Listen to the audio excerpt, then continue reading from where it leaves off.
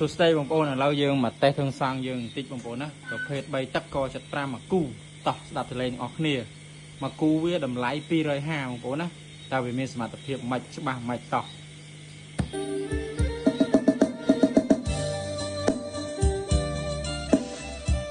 ហើយនេះពេលយប់យើងតេស្តមិនខ្លាំងទេបងប្អូនណាមកល្មមរំខានគេអញ្ចឹងឆ្នាំ91ស្រីបានសន្យាជាប់ការសិក្សា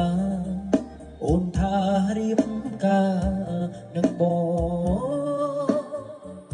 ចុងខែ9សួយក្រៃកូនឡ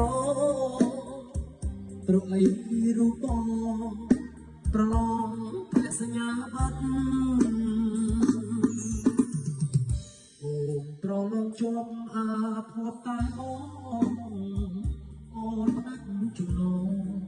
តាក់តងស្ដីស្នេហាវិបត្តិផ្លូវចិត្តស្ទើរប្រែអរ៉ាបំណងប្រាថ្នាប្រែជាគ្មានដី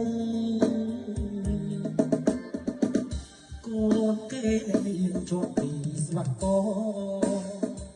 រូបបងឆានអជាប់ដឹកតថ្មី